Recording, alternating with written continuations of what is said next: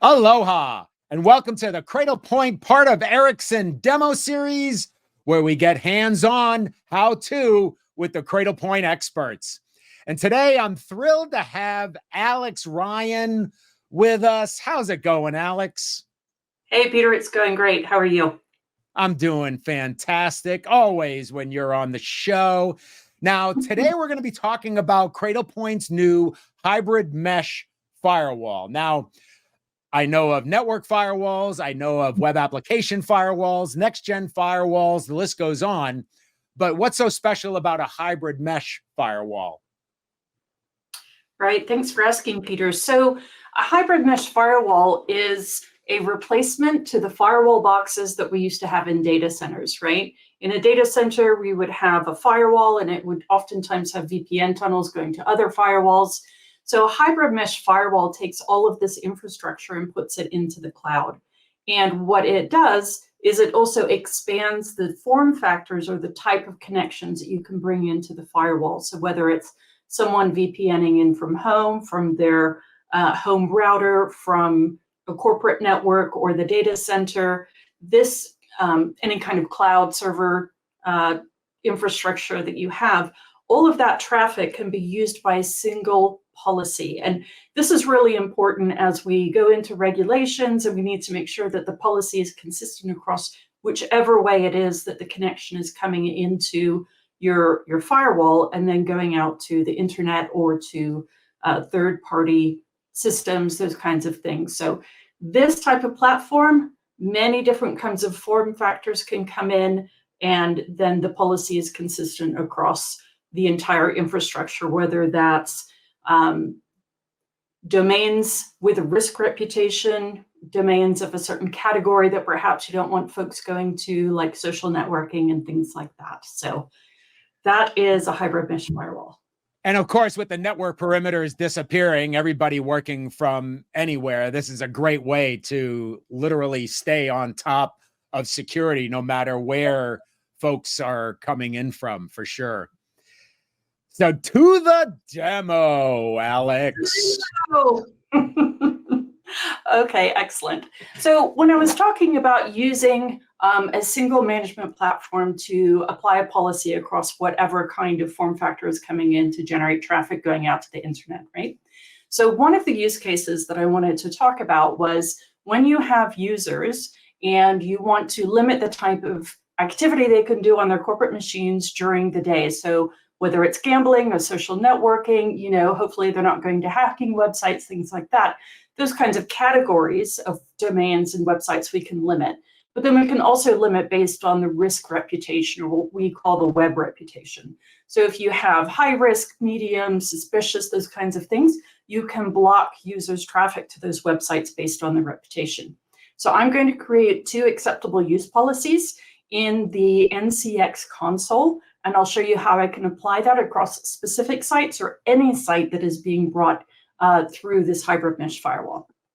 All right, so this first page where I am is I've logged into the NetCloud console, and I have one network. So you can have multiple networks, but in this case, I just have one. So I go into my default network, and for any device that is connected into this network, I'm going to make a policy or an access rule. So in this case, what I'm going to create is an access rule for those web categories that I don't want folks going to. And this is interesting because if you have any kind of regulation like CIPA, which is for education K-12, where students can't go to certain kinds of categories, this is very useful as well. So we're going to put an acceptable use policy based on categories. We're going to deny. Now, remember when I said that we could either choose a specific site to apply this policy to, or any site. So we're actually going to say any site. And this is where it's applying the policy across any type of traffic. And then in this case, we're going to say it's going to web categories, right?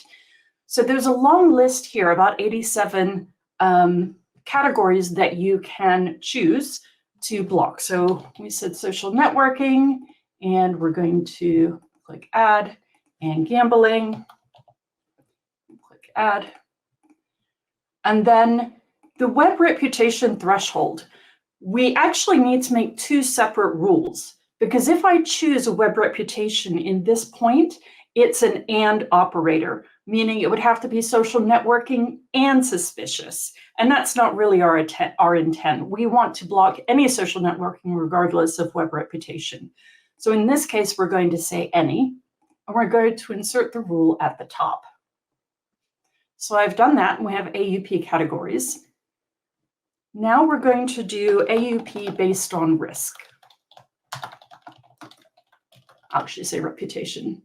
We're going to deny. Again, we get to choose whether it's from a specific site or any site. I'm going to choose any. And then we're going to go to any. There we go.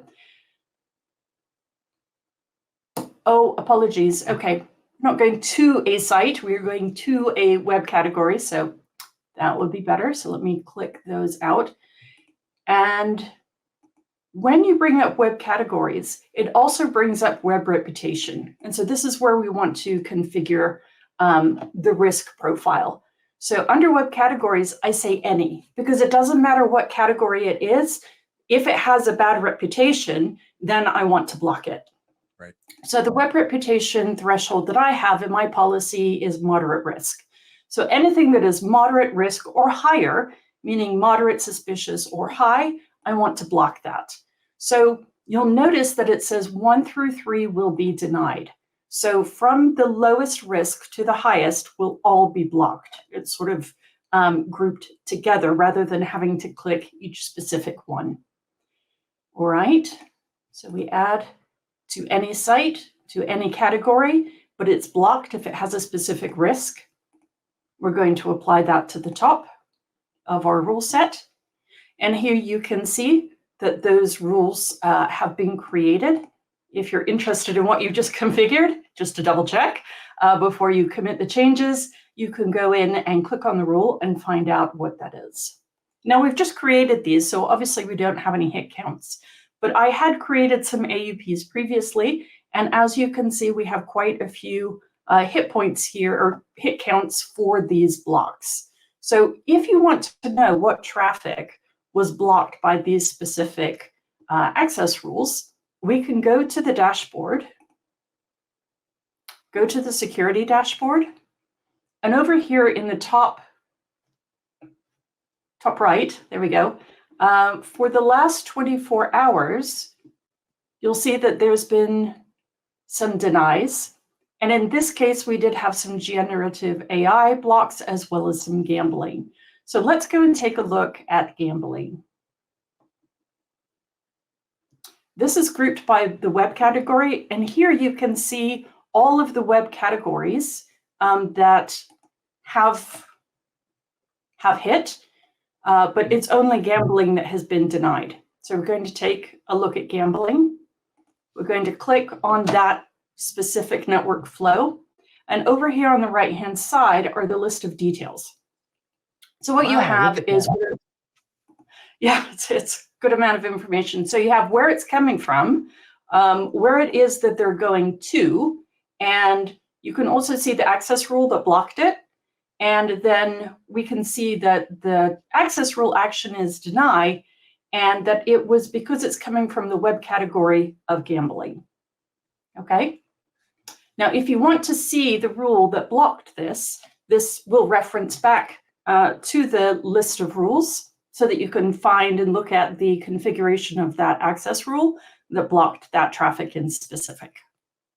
Oh, and then be able to just go in and adjust as necessary to ensure you're blocking what you want, but still allowing the appropriate traffic through. And it's kind of cool that, you know, no matter where they're coming from or going to, if you will, the same policy applies. And it's also pretty darn cool. You're able to do it all from that, you know, single management plane. It is, yeah. Being able to do this from a single plane is very important, especially for incident response, or if you're responding to a customer support call and they want to know why something was blocked, or during an investigation, you want to know why something wasn't blocked. You have quite a bit of information to do that investigation with, all in a single pane of glass. I hate saying that, not pane of glass, single management platform. That's what I'll say.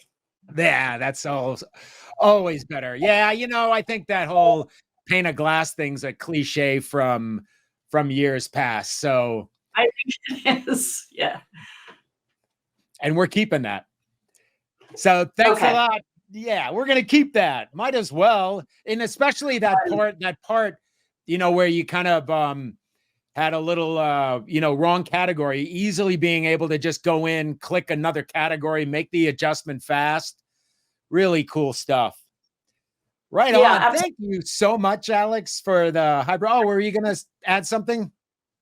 No, I was just going to say, one of the things that I also like is that you have to commit changes, which then creates a record showing when it happened, who did it, what was changed, those kinds of things. So I like that feature as well as far as doing forensics.